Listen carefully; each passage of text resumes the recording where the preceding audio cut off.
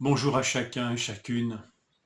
Oserais-je vous saluer de la manière de C.S. Lewis dans ses chroniques de Narnia. Bonjour, fils et filles d'Adam, fils et filles du nouvel Adam. 1 Corinthiens 15, verset 49. De même que nous avons porté l'image de l'homme fait de la poussière, nous porterons aussi l'image de celui qui est venu du ciel. Dans ce passage, Paul nous ramène naturellement au récit de la Genèse. Au verset 45, il nous écrit « Le premier homme Adam, le premier homme Adam, devint un être vivant. » C'est une citation de Genèse 2, verset 7. L'Éternel Dieu façonna l'homme avec la poussière de la terre, avec la glaise, l'argile, et il insuffla un souffle de vie dans ses narines, et l'homme devint un être vivant. La dignité de l'homme, œuvre de Dieu, et en même temps animée par le souffle de Dieu.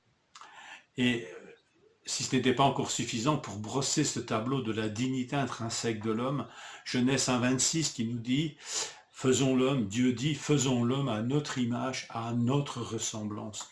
Ça nous ramène donc à ce texte d'un Corinthiens 15, 49 qui nous parle ici de porter l'image de l'homme, Adam, mais porter l'image de celui qui vient du ciel, c'est-à-dire Jésus-Christ. Le récit de la Genèse nous brosse le tableau idyllique de la création, des débuts de l'humain, de l'humanité, dans cette relation avec Dieu, mais il nous brosse aussi le tableau de cette chute où l'homme veut se faire Dieu, à la place de Dieu. Et finalement, en faisant cela, l'homme perd la conscience de son image de Dieu. Et il ne reste plus que sa propre image. Écoutez bien ce qu'il est dit dans Genèse 5.3 à propos d'Adam. Adam eut un fils à sa ressemblance, à son image, et il l'appela Seth. Si vous prenez la place de Seth, Seth pourrait vous dire « Je suis un homme fait à l'image et à la ressemblance de mon père Adam ». L'humanité perd cette conscience de l'image de Dieu, qu'elle a reçue de Dieu.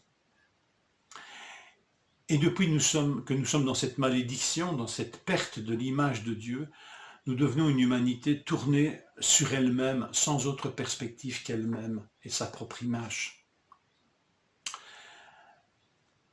Pas étonnant que le salut nous soit expliqué aussi en ces termes d'image de Dieu rétablie en nous. L'homme a été fait à l'image de Dieu, qu'il l'accepte ou qu'il ne l'accepte pas. Et c'est ainsi que même les chrétiens doivent regarder tout homme comme étant fait à l'image de Dieu et le respecter en vertu de cela même. Cette découverte de l'image de Dieu, cette redécouverte que tout homme est porteur de l'image de Dieu est une chose extraordinaire. C'est ce qui fonde la dignité de l'homme et c'est ce qui constitue, on pourrait dire, un des cœurs ou le cœur du salut. Écoutez bien ceci, Romains 8, 29, ceux que Dieu a connus d'avance, il les a aussi prédestinés à être semblables à l'image de son Fils, afin que son Fils fût le premier-né d'entre les morts. Il y a une œuvre de rétablissement de l'image de Dieu en nous par Jésus-Christ. 2 Corinthiens 3, 18, nous contemplons comme dans un miroir la gloire du Seigneur et nous sommes transformés à son image de gloire en gloire par l'Esprit du Seigneur. Voilà le cours des choses dans le salut. Et la résurrection de nos corps va mettre un point d'orgue à cela. La réalité va être complète par la résurrection des corps. Nous serons alors dans cet état de voir face à face avec le Seigneur. Et cette image de Dieu est complètement rétablie en nous.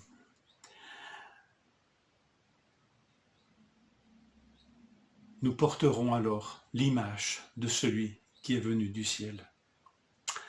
En voulant devenir Dieu, les hommes ont perdu l'image de Dieu en Adam, leur père à tous.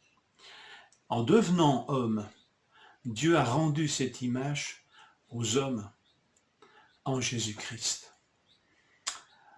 Que le Seigneur nous accorde de nous mirer dans ce miroir de sa parole, ou dans ces miroirs non déformants, que ces miroirs puissent nous renvoyer cette image que Dieu est en train de rétablir.